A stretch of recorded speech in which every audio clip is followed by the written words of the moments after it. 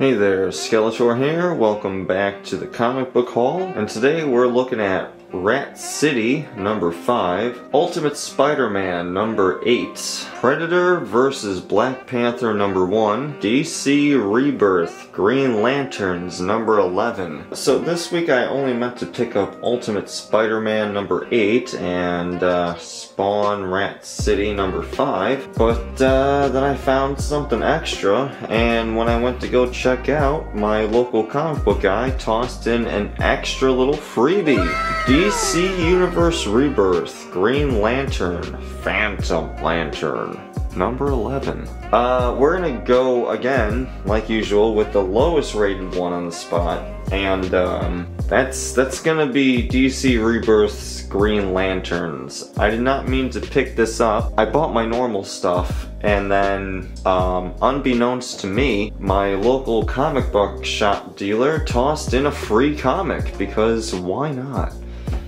It's from the Rebirth era, so I mean already it's old. We are past Rebirth at this point.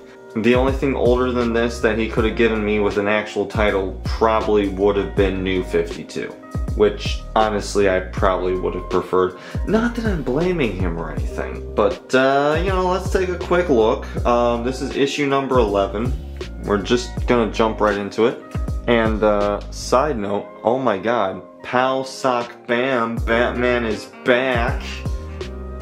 Batman, Return of the Caped Crusaders. I actually have that one on DVD. That's how old this is. I have this on DVD. There might be a video coming on that in the near future, but we'll get back to that at a different point. So there's some random new Green Lantern named Frank, and he's just... I'm pretty sure this is before the Boys TV show, so I'm not gonna say this is outright based on Homelander, even though technically Homelander predates this, but basically Green Lantern Homelander flying around. He actually does save a kid and his dog. He's a very unhinged individual. The two Green Lanterns at the time, who for the life of me I can't remember the names of, but little Mexican girl who has panic attacks and a black guy who used to be in prison, but now they're both Green Lanterns. They show up to deal with Homelander. It's not really Homelander, but come on, you know what I'm talking about. The civilians he saved show up to protect him. You know, they have a little talk, and I mean, look at this page right here. Come on, look at that. Tell me there's not something going on with this guy. Either the artist is like on some shit, or this character is secretly Plastic Man. Like, nobody's face does that. He has a little freak out and turns into what I'm going to call the Ghost Lantern, I guess, because I mean, technically that's like the name of the story. I have no idea where this fits into the Lantern Ring, because I know the green one is willpower, the red one is anger, the white one is, I don't know, hope or spirit or something. I don't know, each colored ring correlates to something, so I have no idea what translucent black is. The ghost ring, I don't know. I don't know, it's not explained in this issue. Personally, I really don't care about the Green Lanterns at all. At the very end, he turns into I think that's a Red Lantern, Phantom Lantern, I don't know.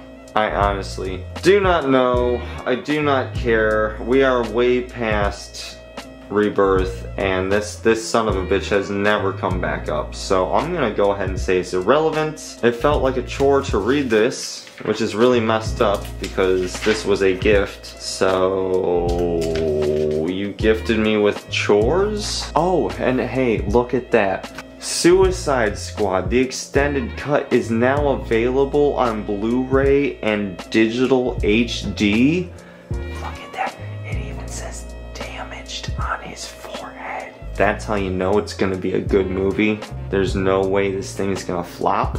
Everybody, you should get out there to the theaters and watch Suicide Squad. Anyway, moving out of the far distant past, not counting the freebies, I'm gonna say the Spawn universe, Rat City, is probably the lowest rated. On a scale from 1 to 5, By the way, Green Lantern was a 0 out of 5. We're just gonna leave it there. 0 out of 5. Rat City.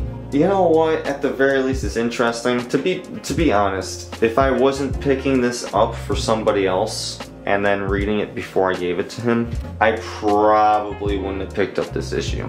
Like, usually I give something 2 to 3 issues or episodes before I make a final judgment. Rat City had me with that. You know, they caught me well enough on that 3rd one. I was willing to pick up the 4th. The 4th didn't really do anything for me. And it's not that I'm here for straight up superhero shenanigans. I'm looking for an actual plot. And while there is one here, there's very little in terms of plot movement. It's kind of an issue. Not in a good way. This one opens, quote unquote, many years ago. We get the main doctor and his stooge. He hires the stooge.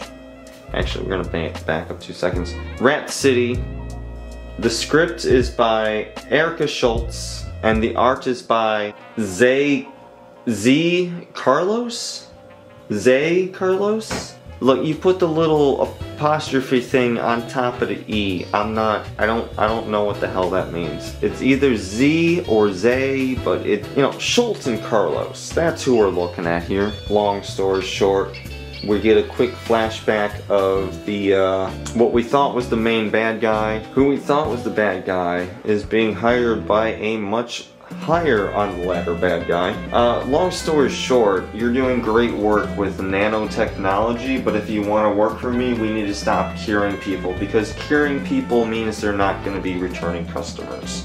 This entire issue feels like something out of Spider-Man 2099. Corporations run everything. Everything comes down to the bottom line of the profit. Why would we ever make a cure when we can just make you sick and have you keep coming back for temporary antidotes? That is this issue in a nutshell. In modern day, we return to where we were at. Honestly, not much happens. We reveal that the scientist is just trying to take Spawn alive. Well, the scientist was trying to take the chick alive, but then he realizes Spawn is there and he's like, hey, is your suit nanotechnology? How'd you get it? I want it. Give it to me. Also, side note before I move off this page, look at this guy. His entire chin and lower lip are like little robotic arms. What is going on with this guy? Like, I understand you're trying to come up with cool designs for these people, but like, I'm sorry, I kept reading this and looking at it and imagining, like, what if my bottom lip was just robot arms? I'm sorry, what are you doing here, design-wise? Like, what are you doing? We explain how the blackout wasn't his fault, but the scientist was trying to track the chick and inadvertently found Spawn. He pops a shot off into a random direction that isn't them. Like, honestly, if you're pointing a gun directly at 2 people, why would you fire off into a random corner of the room? And why would that random corner of the room start giving everybody weird acid trip hallucinations? Like, for real, this first page, we're good. Second page, by the second to final panel, everything's getting all wavy. Trying to figure out what's going on. And then everything just gets all acid trippy. And both of these characters turn into, I think it's Malbrosia. I don't know, the big demon guy from the original Spawn stuff. Spawn, his Spawn's cape wraps around his arms, turns into weapons, he slices and dices. And I'm gonna go out on a limb and say that none of this is happening, because suddenly we cut to him just sitting on the floor with his cape all, like, spiky. And it almost pierces this chick's eye. But her and the scientist try to get out of the way, and suddenly Spawn has killed the scientist. Whether he did this on purpose or because he's imagining that the scientist is a demon, who knows? Like, apparently we're gonna have to wait till next issue to find out. You know what I think the biggest issue with this is? What is this, like 10 pages? Holy shit, I'm not even making that up. That is 10 pages. For $2.99, I can't really be that upset at 10 pages worth of content. But in terms of storytelling, like, you're not getting enough plot across in 10 pages. We're on issue 5, and if this was a major comic book company, we would be like, all of this would have been covered, and we'd be on maybe issue 3. 5 issues in, and we have covered the amount of ground that a normal comic would have covered in maybe 3 issues. Which is really saying something, because issue 1 took up the most story time, and it was the most amount of nothing happening. Right here now I'm going to say, if I was not picking this up for a friend, I would drop this. You know what, I will say, there's a chance that once all of this has been released into like a hardcover, I'd pick that up and read it all at once. But month to month, Rat City is kind of a letdown. The cover art looks great. Unfortunately, that seems to be about all it has going for it. Even though as a whole, as a story, you know, 5 issues in, I'm gonna say 5 issues in, the solid 3 out of 5. This particular issue, this is like a 1. I would say I'm wasting my money, but for how cheap it is, questionable. But at 10 pages of content, that is questionable. I'm gonna put that as a serious 1. You know what, let's just talk art real quick. The art is actually really good. I'm enjoying the art. It's solid. You can tell what everybody is. You can tell where everything is. Whenever there's some slight change in the character's design, it's not arbitrary or because the art is fucked up. Like, I mean, the Spawn suit is always kind of flowing and changing no matter what iteration you're looking at, so I'm willing to forgive quite a lot in this as far as Spawn himself. But everybody looks the way they should, you know, from one issue to the next. So, a solid 1. Not a half, not a 1.5, just a solid 1. Next up, we have Predator vs. Black Panther, number 1. Personally, I picked up the variant edition cover. The regular cover wasn't bad, but I don't know, something about like the sketch designs just grabs me. Doesn't matter if it's Predator or something else. If you've got a variant cover with sketches, I'm gonna have to pick that up. I love the behind-the-scenes art stuff. I'm an art guy, so this grabbed me. And if you'll notice in the corner, this is in co-production with 20th Century Studios. Also, I'm hoping this is, I honestly, at this point, with how screwed up the Alien franchise is, I have no idea what is or isn't canon to the Predator franchise outside of the first 2 movies. I guess you could argue that 3rd movie is also in canon. And Prey. Okay, so 4 movies. Actually, Prey doesn't break canon at all. Prey. 1, 2, and Prey are perfect movies. That 3rd one is questionable. Oh god, I forgot there was a 4th one. Oh, they were hunting down autism. Oh, I forgot about that. Oh, that... Okay, that's how bad of a movie that was. I forgot that existed until I really tried to think about it. Also, we're not counting Alien vs. Predator. That is its own separate thing. In every iteration, that's not even me being nitpicky. Like, literally, that Alien vs. Predator contradicts every Alien movie and every Predator movie.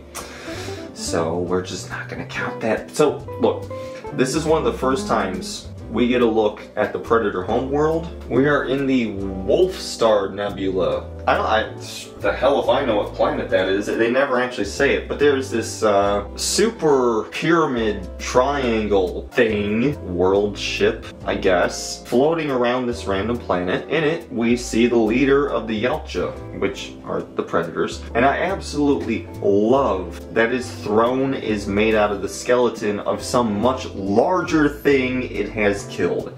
Like, that is on brand for the Predators. The throne room is one giant museum of all the cool shit I have killed. I fucking love that. And given that earlier in this year we had Wolverine vs. Predator, which acted as a prequel to the Weapon X situation, it didn't break canon, it didn't make canon, it's its own little story. It did make canon, but if for licensing reasons we were to cut Predator out of the Marvel Universe, you could have the whole Weapon X program without him. If you kept the licensing, okay, there you go. Predator is the reason Wolverine had that weird helmet during the fucking Weapon X program. That said, some of the skeletons in here, I'm gonna chalk this up to the art. Something, I don't know, the shading on some of these things seems like things are shinier than they should be. So some of the bones in these cases make me think, oh, it's adamantium. Maybe it is, maybe it isn't. I don't know. But the leader of the Yautja has this great little spear. It's not little, it's actually pretty freaking big. The leader of the Yautja has this spear, and they don't tell you right away, but the way they describe it, it absorbs and expels kinetic energy, vibranium. It's vibranium. He's got a spear made of vibranium. And he's also got two sons, who one has blue head tattoos and the other has red head tattoos. Also, the red tattooed one has a robotic leg. The blue one is the chief's favorite. The red one isn't very strong, but he's cunning.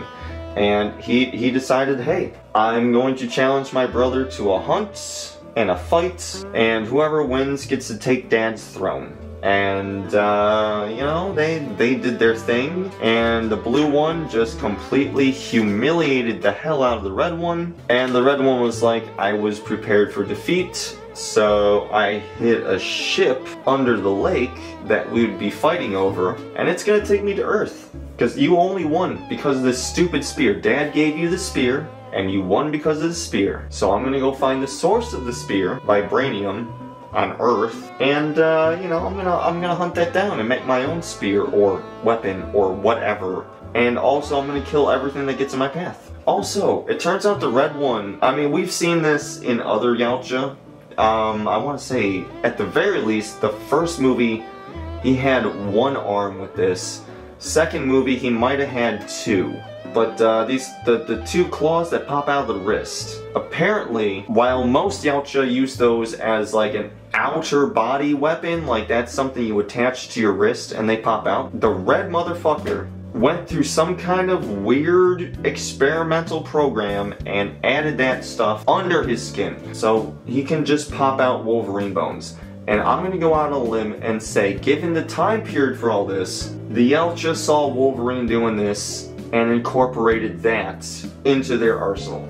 Because that is literally the point of the Yautja. They find the best offensive thing they can from some random species and they incorporate it into themselves, which, not to keep harping on things, but that pulls back to the whole entire plot of the fourth movie, where it turns out autism is the next step in human evolution, and thus the predators come to Earth in order to acquire autism so that they can better themselves. I shit you not. I shit you fucking not. I'm getting sidetracked. That fourth movie should have never been made.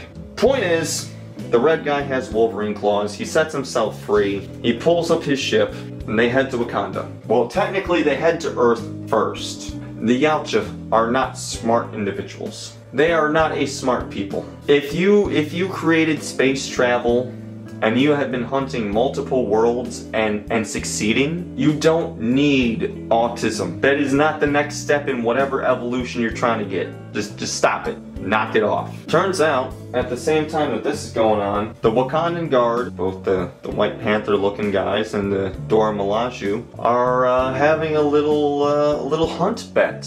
Whoever can chase down and tag the Black Panther doesn't have to do guard duty for a whole month. I mean, you know what, if we take all the Predator stuff out of the story, and we take all the, you know, everything else out, you know what, that's not bad.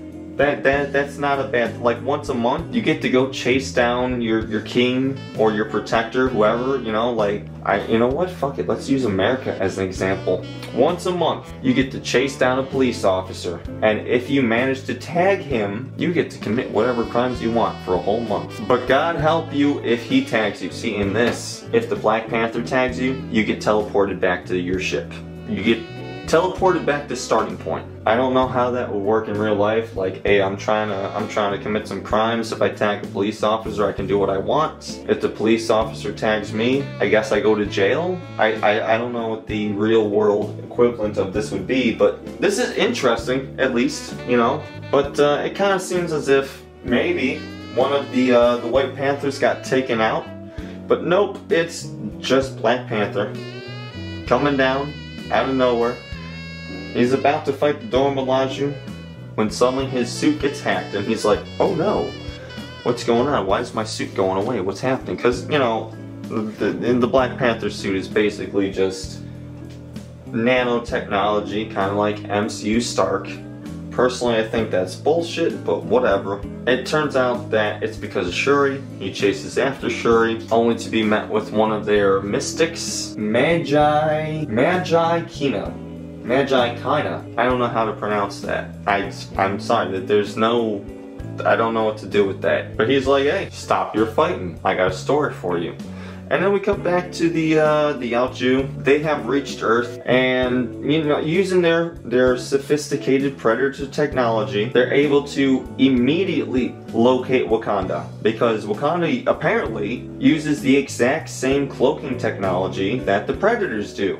The only difference is that the Predators have only ever used that technology to cloak an individual person or a ship. Wakanda is using it to hide an entire nation, which means they stick out like a sore thumb. The Yautja, the Predators launch all their weapons, doesn't do anything to the shield around Wakanda, but turns out, because they're on the same wavelengths, they can just hack the field and force their way in. The Magi gives a very cryptic message, which I feel like could be something related to COVID-19 or monkeypox, or possibly something yet to come. Like, hey, everybody outside of Wakanda is getting screwed up, and you could save them, but you're choosing not to. And there's this whole big debate between Shuri and T'Challa where it's like, hey, we could send them vibranium. No, we're not gonna send them vibranium. Maybe we'll send medical aid and we'll donate some funds. No, but for real, we could send them vibranium. Yeah, no, we're not gonna send them vibranium. Like, I don't know. I'm a protector. I don't really, like, if we send out vibranium, everyone's gonna, like, lose interest in us, because that's literally all we have is vibranium. As this talk is going on, the Predators are scanning T'Challa, and they're like, holy crap, this dude's suit is made out of vibranium. It is woven out of this stuff. Alright, so we need to kill this guy and peel him out of this suit, and then I'm gonna wear this suit.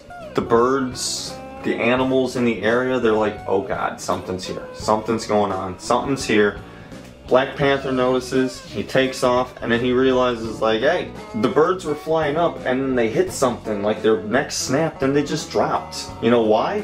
Because there's an invisible ship hovering here. That's why the birds crashed into it and died, because they couldn't see the friggin' wall. Except, you know, T'Challa doesn't realize that part. He just knows, like, hey, the birds hit something, and then they stop moving. And then a couple of the Predators blast him out of the air, and he falls into a pit of mud, or quicksand, and just sinks. And the first issue ends with Shuri's team dipping out of the dome to go help people. And the Yautja realize, like, hey, they use the same basic technology we do. We can just take control of the dome over the entire continent. Now that Shuri has left, let's close it and not reopen it. So when she tries to re-enter, boom, kablam, dead. I guarantee she's not dead, but they're just doing this for the sake of, like, cliffhangers. And we get a final page of the Dora Milaje moving through the forest as the Yautja hunt them from the trees. As far as first issues go, this had everything I was looking for. Honestly, I was a little worried. Every time I pick up something Black Panther related, it's full of racism and what's the term? Racism and politics and, hey, we're Wakandan, so we're better than you, and you kind of just need to accept it. There wasn't any of this time around. It was a very simple setup. I understand we can't escape some of the politics, hence Shuri and Black Panther arguing back and forth on whether or not vibranium can help the rest of the world and whether or not their role should be to protect the vibranium or, you know, spread it out amongst the world. Meanwhile, the Yautjas show up trying to steal the whole kebab. As far as first issues go, I'm gonna say a 5 out of 5. This is, I'm gonna say this is a 5 out of 5. I know, this is hard. You know, I don't have a lot of Predator stuff to judge this against other than Batman vs. Predator, and just for the fact that we have so many pages taking place on the Yautja homeworld, I'm down. I'm 100% down. I love this. It doesn't break canon. For either character, I don't know enough about Black Panther to really give a shit, but the Predator, this fits in so well. This doesn't break canon.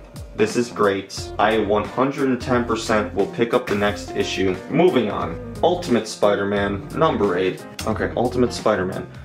Writer Jonathan Hickman, with art by Marco Cicchetto. We get a quick forward to August of 2024. We see it's gonna be 95 in New York, 97 in Boston, 102 in Philadelphia, 102 in Washington, D.C. We also see a dresser. That stupid little black ball on it. That little stupid black ball is what Tony sent into the past, carrying a radioactive spider and a stealth suit. Peter is staring at it. Open shirt. I'm not gonna lie, it's a little weird that he's just standing there with his shirt open like that.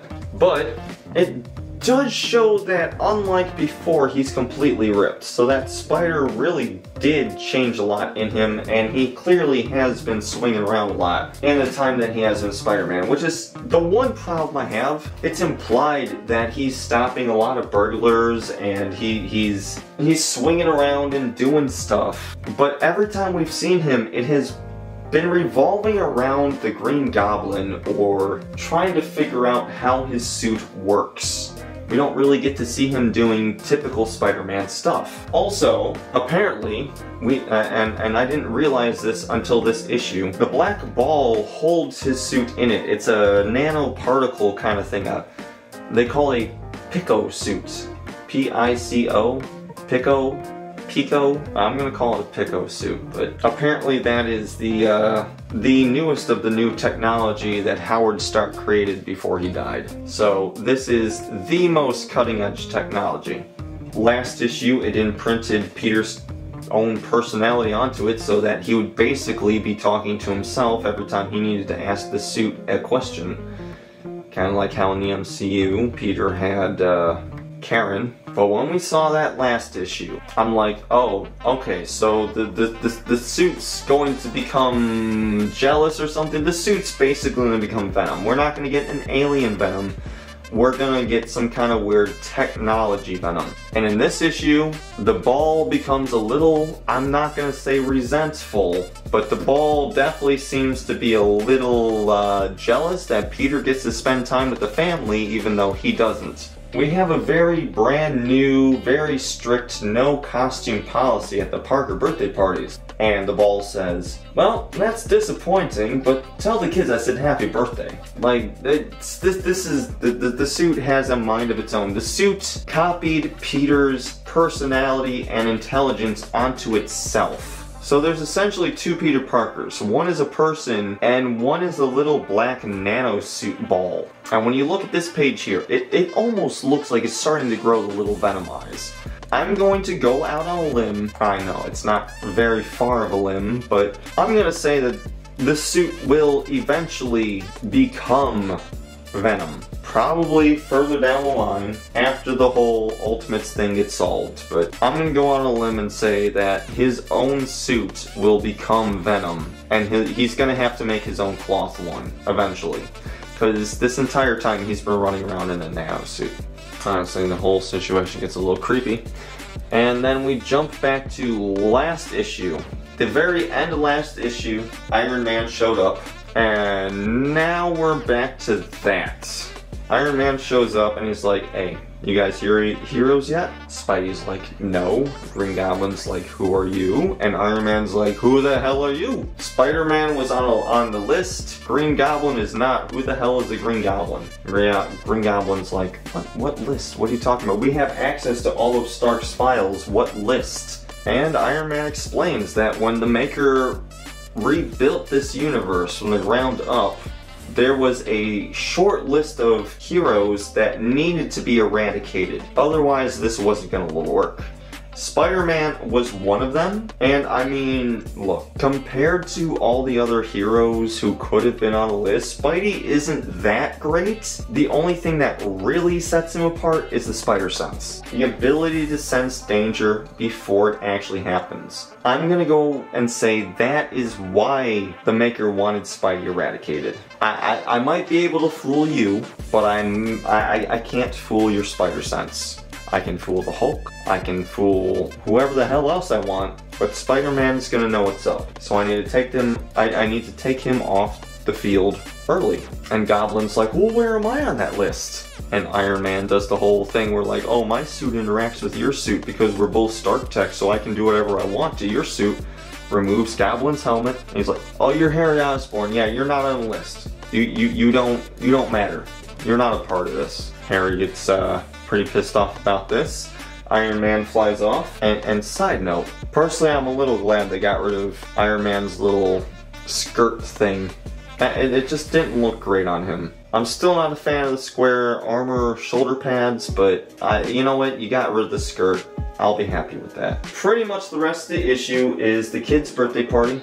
I should say Peter's kid's birthday party. Ben invited J. Jonah Jameson because he's worried that JJ might be kinda, you know, lonely and wants to hang out with people. They try to recruit Peter to the Daily Bugle, and he's like, I'm not saying no, but like, I need insurance and money, and I'm not sure you guys can provide that. And Uncle Ben's like, no, you're gonna work for us, and you're gonna tell MJ you got a raise. Okay, cool. We get to the kid's birthday party, and this one I think is just an Easter egg and not an actual thing, but who knows? The arcade is run by a kid or a man, it's hard to tell, with red hair. That's the X-Men's arcade. That's what we're dealing with in Spectacular Spider-Man. Arcade is the main bad guy there. Arcade apparently owns an actual arcade in this universe. And Jonah shows up and he gives Richard the birthday present. It's just a copy of his own book, I Never Lie, by J. Jonah Jameson. And he tells Richard about how, you know, nobody would publish me, so I'm self-published. And Richard's like, oh my god, dude, you made your own book? You wrote and published your own book? I love you. Jonah's like, hey, you know what? I actually wasn't gonna come, but I think your uncle's lonely ever since your aunt died, so, you know, I'm here. So Jonah and Ben are basically just covering for each other at this point, which is totally cool. And we get the birthday picture, and Jonah's like, and we cut back to the Kingpin's tower. He's talking to his one assistant. He's like, it's time for you to join the big team, the big games, the big time. It's time for you to join the big time. Do you know who my other associates are? And the dude runs through the list like, hey, you got, you know, Mr. Negative. Mr. Negative runs Queens. The Black Cat, who is actually Felicia Hardy's father in this version. Black Cat runs the Bronx, but he does it for fun. He's not really in it for the money. He's rich at this point. And we get a quick look at his daughter, who undoubtedly will become the Black Cat that we all know and love. And this little conversation is interrupted by Kraven, who is a billionaire oligarch excommunicated from Russia during the Rasputin Purge. The mutants were very clear. He's no longer welcome in the motherland. That right there is very telling. So the Russians are actually run by mutants. That's not just a thing I was speculating. That's for real. Which is crazy because it seems like Japan has the most mutants, but apparently Russia is just teaming with them. And then there's Mysterio, who runs Brooklyn. He shows up kind of unannounced, but you know, apparently these guys are used to that type of entrance. We go into King's, I don't know, library room?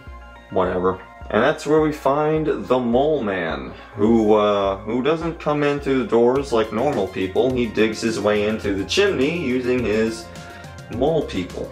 Long story short, Fisk is putting together his own Sinister Six to hunt down Spider-Man and the Green Goblin. And the Sinister Six is Mole Man, Mr. Negative, Kraven the Hunter, Mysterio, Black Cat. Is Kingpin number 6? Are you serious? Oh, fuck me. Yeah, Kingpin is number 6. Kingpin is number 6. And so now the Ultimate Universe has its Sinister Six. And next issue, apparently, Spidey's going to be going up against him, which is kind of crazy because this issue kind of promised that we would be going up against Iron Man, and that was not even remotely the case. Story-wise, I'm still going to give this 4, maybe 4.5 out of 5. Art, because this is Chichetto, I'm going to give this a +1, so that 4 becomes a 5. 5 out of 5. My only real complaint is that the cover is a lie. Iron Man and Spider-Man don't fight. Well, there you have it. And that's this week's hauls. Catch you next time, and yeah, you know, have a good one. If you don't get caught. See you next Wednesday.